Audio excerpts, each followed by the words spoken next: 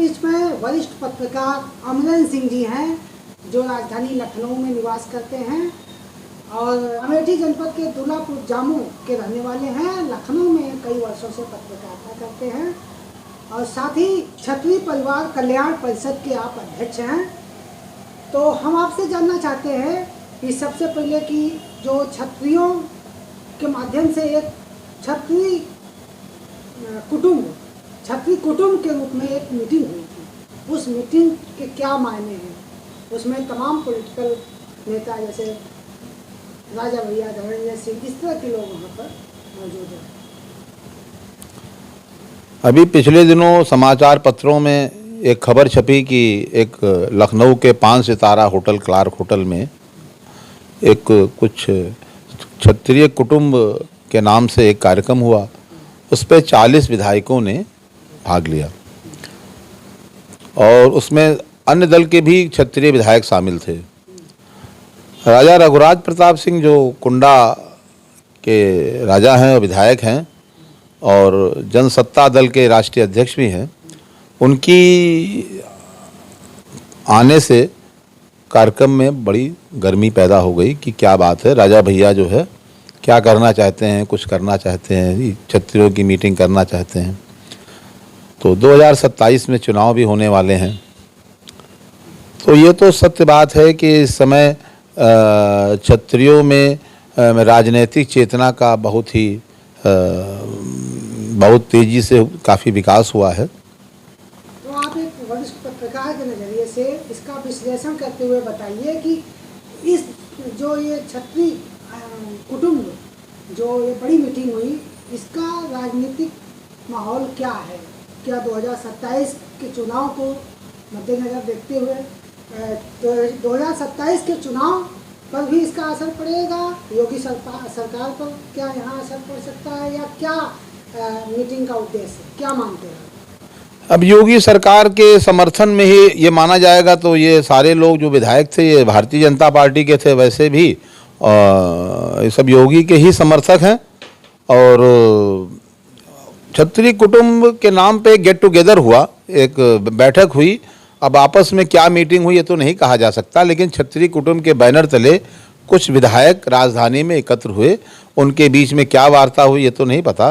लेकिन ये सब तो योगी सरकार के पक्ष में ही जाएगा कि योगी सरकार की कहीं कहीं उनको अंदर से महसूस होता होगा कि हमारा हक अधिकार पूरी तरह से राजनीति में सुरक्षित नहीं हो पा रहा, सभी जातियों की राजनीति चल रही है, तो इसलिए ये जो विशेष ठाकुर जाति है, एक क्षत्रिय जाति है, एकजुट हो रही है।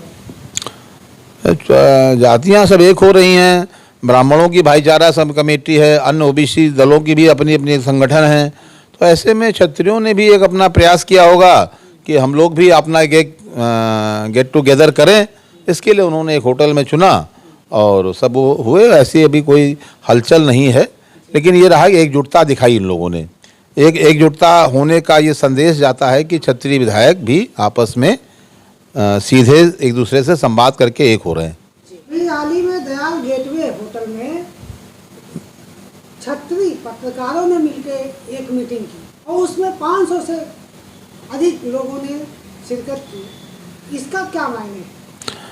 अब ये तो निश्चित रूप से ये माना जाएगा कि चाहे वो विधायक हों, चाहे वो क्षत्रिय पत्रकार हों या क्षत्रिय वकील हों, इस क्षत्रिय जो जात के लोग हैं वो कहीं ना कहीं से एकजुट हो रहे हैं। और अगर वो सब इकट्ठा हो रहे हैं गोमती नगर में दयाल गेटवे होटल में 500 से ज़्यादा पत्रकारों ने वहाँ भाग लिया। उसमें पवन सिंह चौहान MLC भी मौजूद थे। इसके अलावा और भी कई वरिष्ठ पत्रकार भी मौजूद थे, अन्य जिलों से भी पत्रकार आए थे। इससे ऐसा लगता है कि क्षत्रिय जो है उनमें चेतना का संचार हुआ है और वो सब इकट्ठा हुए हैं। तो इसका तो ये उद्देश्य है कि क्षत्रिय संगठन जो हैं आपस में एकजुट हो रहे हैं। क्या लगता है इन सबके पीछे एक बड़ा चेहरा रघुराज प्रताप सिंह राजा भैया का उभर के आ रहा, तो किधर ले जा रहे हैं राजा भैया आपके क्षत्रिय समाज को 2027 से पहले या 27 आते आते? राजा रघुराज प्रताप सिंह जो कुंडा के राजा हैं और वहाँ से विधायक हैं, करीब 6 बार विधायक रह चुके हैं, 7वीं बार भी विधायक हुए हैं अब की। तो वो उनके नेतृत्व में काफ़ी क्षत्रिय जो है वो एक बड़ा नाम है क्षत्रियों के बीच में। राजा रघुराज प्रताप की जो छवि है क्षत्रियों में है, तो वो कुंडा के राजा हैं। और उन्होंने महंत योगी जो ये आदित्यनाथ योगी जी हैं उनको अपना बड़ा भाई मानते हैं, और वो कहते हैं कि ये हमारे मुख्यमंत्री बाद में हैं, पहले पीठाधीश्वर हैं, हम इनके शिष्य हैं, और अपने बच्चों को अपने वहाँ मठ वगैरह में ले जाते हैं। और सदन में, सरकार में अप्रत्यक्ष रूप से महंत योगी आदित्यनाथ जी को समर्थन दे रहे हैं। रघुराज प्रताप सिंह पिछले कई दशक से प्रतापगढ़ की राजनीति कर रहे हैं। प्रतापगढ़ के आसपास उनका काफ़ी वर्चस्व है। उनका अपना एक राष्ट्रीय दल भी है, जनसत्ता दल।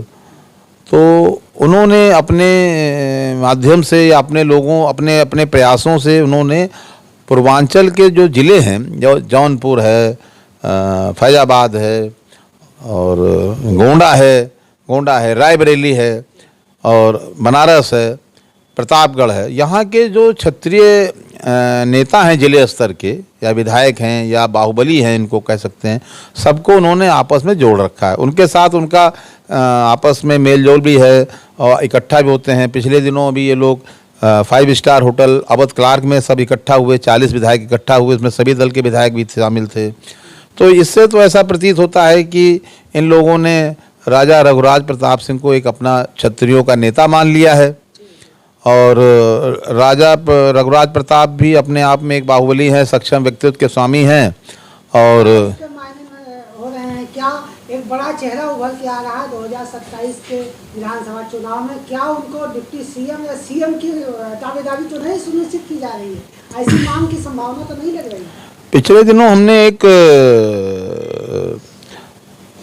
चैनल के इंटरव्यू में हमने एक बड़े पत्रकार को राजा भैया से साक्षात्कार करते हुए देखा। तो उसने सवाल पूछा कि भाई आप प्रतापगढ़ के तमाम विधायक और एमएलसी और जिला पंचायत सबके चुनाव जितवा लेते हैं, और आप स्वयं भी 6 बार विधायक रह चुके हैं, तो अब आपके मन में क्या, 7 बार मंत्री भी रह चुके हैं, तो क्या आप आगे राजनीति में सरकार के साथ गठबंधन करके डिप्टी सीएम या सीएम बनना चाहते हैं? तो इस पर राजा भैया ने कहा आपकी शुभकामनाएं हमारे साथ, ऐसा तो कुछ नहीं है। लेकिन राजा भैया निरंतर काफ़ी सक्रिय हैं, और इस समय वो सनातन के प्रचार में लगे हुए हैं, सनातन धर्म के प्रचार में लगे हुए हैं, और उनकी जो टीम है वो सनातन धर्म का प्रचार कर रही है। बिल्कुल। तो यानी कि ठाकुर यानी क्षत्रिय वंश ने मन बना लिया है कि राजा भैया एक बड़ा चेहरा के रूप में 2027 में उभर के आए। ये बात ऐसा प्रतीत होता है। ये तो सत्य बात है कि पूर्वांचल में इस समय प्रतापगढ़ में राजा रघुराज प्रताप सिंह हैं, तो गोंडा में एक ब्रजभूषण शरण सिंह जी हैं, तो वो भी काफ़ी सक्रिय हो रहे हैं।